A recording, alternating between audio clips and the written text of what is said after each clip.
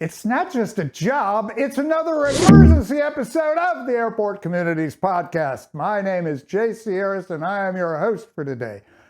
Broadly speaking, if you can demonstrate that something is genuinely harmful to accepted standards of public health, it may be challenging, we're not saying it's not, but it can be regulated. You can have a gold mine, literally, and if it really violates those accepted standards, you pay to fix it, you compensate communities, worst case, you cease operations.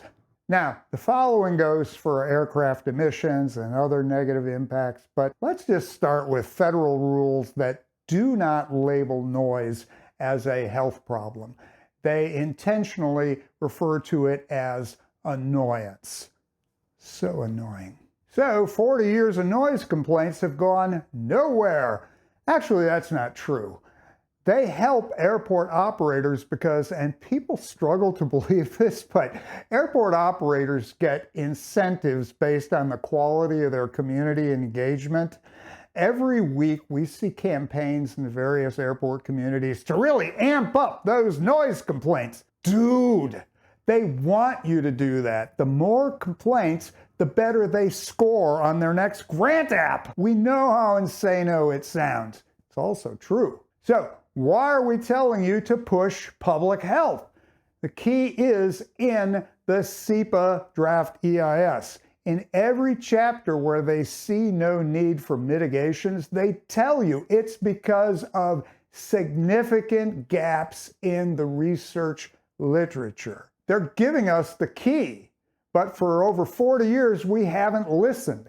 Why? Because we all want relief now. That's why we try for the stop sign, changing flight paths, even though we know Congress won't tolerate it. That's why so many people fill out noise complaints every month, even though every airport tells you they do nothing. That's why people keep quoting all the suggestive research into all the harms as if they were causal, even though the authors themselves are talking about gaps.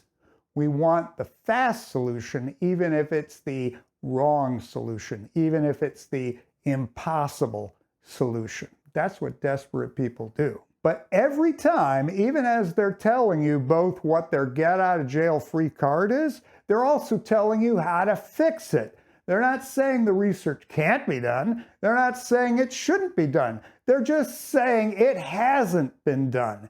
That's why it's a gap. We've had 50 years to try that fast approach that never works. The solution was always to start treating it like public health. And the first step is fill the gaps. So, in every comment, make public health your centerpiece. Start here. You're concerned about public health. You were not aware that there are significant gaps in the literature. Now you are. But airports like Sea-Tac have been very aware for years. It says so in the document, and yet have not taken steps to address those gaps. You will no longer accept gaps as the get out of jail free card.